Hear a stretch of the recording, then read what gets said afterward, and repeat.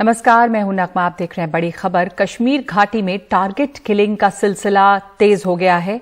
2 हफ्तों में 11 लोग मारे गए हैं। जम्मू कश्मीर में आतंकवादी अब आम नागरिकों को चुनकर निशाना बना रहे हैं, खास करके उन लोगों को जो बाहर से आए हैं।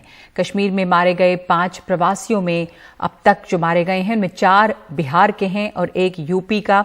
रविवार की शाम कुलगाम के वानपो इलाके में 3 बिहारी मजदूरों को गोली मारी गई और हमले में 2 मारे गए, 1 की हालत बेहद गंभीर है। घाटी में भय का माहौल है और कामगार लौट रहे हैं।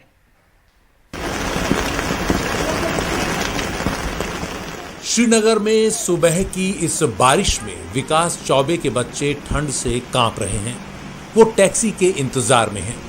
18 साल यहां काटने के बाद अब वो कश्मीर से वापस अपने घर जा रहे हैं। हाल ही में आतंकियों ने विकास के पड़ोसी गोलगप्पा बेचने वाले अरविंद कुमार को मार डाला। बिहारी लोग को सबको मारता है, काटता है, बोलता है कि यहाँ से निकलो। परसों भी गोलगप्पे वालों को मार दिया यहाँ पर ईदगाह में। मेरा गांव के पास का है तो 5 किलो और एक ही मकान में हम लोग रहते थे। विकास के पड़ोसी और साथी आशीष बताते हैं कि उन्हें मकान मालिक ने बस भाड़े के लिए 3000 रुपए दिए हैं। वो कहते हैं कि स्थानीय लोग उदार हैं, लेकिन लगातार आतंकी हमलों की वजह से बिहार में उनके घर के लोग डरे हुए हैं। कश्मीर लोग तो बढ़िया है, लोग हम लोग को तो भाड़ा भी दिया, 2-3 हजार रुपए दिया। कश्मीर लोग की घर जाओ कोई बात नहीं है, घर में बहुत परेशानी है। वो बोलता है कि घर आ जाओ, वो हालत सही होगा फिर कश्मीर जाना, इसीलिए हम लोग घर जाने सर। इस बीच सोशल मीडिया पर चल रही एक एडवाइजरी को सुरक्षा बलों ने गलत बताया है, जिसमें पुलिस और सुरक्षा बलों से कहा गया है कि वो प्रवासी मजदूरों को सुरक्षित जगहों पर ले जाएं। लेकिन हमें सुरक्षित जगहों पर रखे गए कई प्रवासी मजदूर मिले, जैसे इस सरकारी स्कूल में। उनका कहना है कि उन्हें बीती रात यहां लाया गया है। सोए थे, अभी खाना खा के तो ये गए और रात को मतलब वहां से बोले कि आपको थाना जाना पड़ेगा। और घर में सिर्फ मैं ही अकेले कमाने वाला हूँ, क्योंकि बिहार में उतना काम वाम भी नहीं चलता है। सिर्फ मैं ही एक घर में कमाने वाला। मेरे छोटे छोटे 2 बच्चे हैं। ऐसे हालात हम लोग को कभी नहीं झेलना पड़ा था। जब रात में मुझे पुलिस यहाँ पे लाए हैं, रात से बैठे हैं हम लोग। यहाँ बैठ के क्या करेंगे, खाना भी खाना है, सब कुछ करना है। प्रवासी मजदूरों पर आतंकी हमलों का ये सिलसिला ऐसे समय चला है जब सेना पुंछ में एलओसी के पास आतंकवादियों के खिलाफ एक लंबे अभियान में लगी हुई है।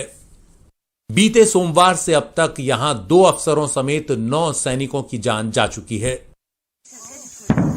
इस सोमवार को भी भारी विस्फोट और गोलीबारी की आवाज सुनाई दी।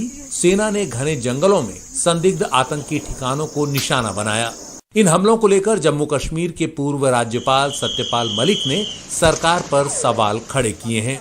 मेरे रहते हुए कोई टेररिस्ट श्रीनगर के 550-100 किलोमीटर के दायरे में घुस नहीं सकता था। अब तो श्रीनगर शहर में मार रहे हैं लोगों को। श्रीनगर से नजीर मसूदी की रिपोर्ट, एनडीटीवी इंडिया।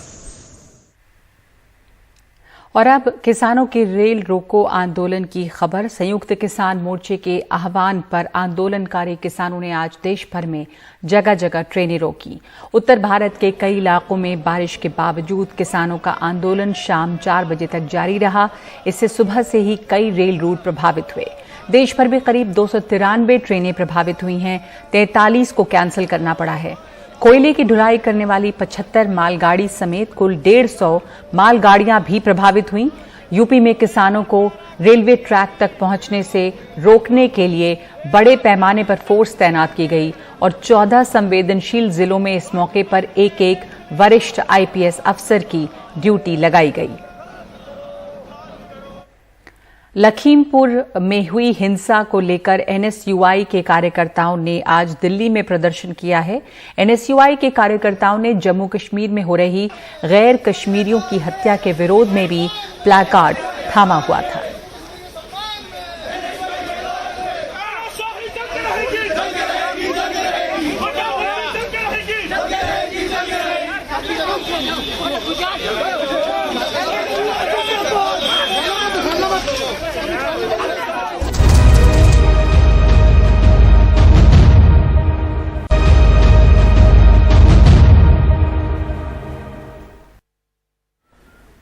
कोविड-19 महामारी के बाद से बच्चों पर शोषण का खतरा और बढ़ गया है। बाल यौन शोषण का एक और भयानक मामला मध्य प्रदेश के दमोह जिले में हुआ। 6 साल की एक बच्ची लापता हो गई और अगली सुबह गांव के बाहर बिना कपड़ों के बेसुध पड़ी मिली। उसके हाथ पीछे बंधे हुए थे। परिवार वालों ने पुलिस को बताया कि नाबालिग बच्ची पड़ोस की दुकान से कुछ खरीदने के लिए निकली थी, फिर नजर नहीं आई। देखिए ये रिपोर्ट। 17 महीनों से ज्यादा का अरसा हो चुका है, लेकिन उस भयानक शाम की डरावनी यादें रोजाना उसे सताती हैं। 6 साल की जिंदा दिल बच्ची मध्य प्रदेश के दमोह जिले में शाम को अपने घर से पास की दुकान पर कुछ खाने की चीजें लाने के लिए निकली, लेकिन जब वापस नहीं आई तो घर वाले परेशान हो उठे। रात भर बच्ची तलाश की गई और पास के थाने में गुमशुदगी की रिपोर्ट लिखवा दी गई। अगले दिन सुबह बच्ची बेहोशी की हालत में बिना कपड़ों के गांव के बाहर एक मैदान में मिली। उसके हाथ पीठ के पीछे बंधे हुए थे। इस वाकये को बहुत ही शर्मनाक और दुर्भाग्यपूर्ण बताते हुए मुख्यमंत्री शिवराज सिंह चौहान ने अपराधी की फौरन गिरफ्तारी का आदेश दिया। आरोपी ने बाद में अपना जुर्म कबूल कर लिया। हमें डायरेक्ट उसको फांसी चाहना है और हमारी मोड़ी के लिए सुविधा चाहना है, कुछ हम आगे मोड़ी में पढ़ा सके, कछु मैडम बना सके उसके। इस वहशियाना हरकत से आहत होकर नोबेल शांति पुरस्कार विजेता कैलाश सत्यार्थी ने न सिर्फ जल्दी कार्रवाई करने और सख्त से सख्त सजा देने की मांग की, बल्कि बच्ची को पूरा समर्थन देने का आश्वासन भी दिया। सत्यार्थी आंदोलन का बचपन बचाओ आंदोलन इस मामले में FIR दर्ज होने के बाद से प्रशासन के साथ बच्ची के स्वास्थ्य, पुनर्वास और मुआवजे के संबंध में संपर्क बनाए हुए है। बच्ची को चूंकि छोटी जगह दमोह में उतना अच्छा ट्रीटमेंट नहीं मिल पा रहा था, तो मेडिकल कॉलेज जबलपुर में उसको जब रेफर किया गया तो बराबर हम लोग वहाँ के सुपरिटेंडेंट, DN और जितने भी उसके डॉक्टर्स अच्छे जो उसका ट्रीटमेंट कर रहे थे, उन सबके बराबर हम लोग कांटेक्ट में थे। इवन कैलाश सर भी, सत्यार्थी जी भी वहाँ के डॉक्टर्स वगैरह से बात कर रहे थे और हम लोगों को ये इंस्ट्रक्शंस भी थे कि जरूरत पड़े तो उस बच्ची का बेस्ट ट्रीटमेंट के लिए दिल्ली लाना पड़े एम्स में या कहीं भी, तो उसका हम कराएंगे। और उसको लीगल सपोर्ट, लीगल के अलावा उसको काउंसलिंग करना, ये सारी चीजें हमारी तरफ से की गई हैं। कैलाश सत्यार्थी चिल्ड्रंस फाउंडेशन की हर बच्चे को न्याय की मुहिम का मकसद देश भर के ऐसे पीड़ितों को कानूनी और मानसिक स्वास्थ्य संबंधी मदद देना है जिनका बचपन यौन शोषण की वजह से छीन लिया गया।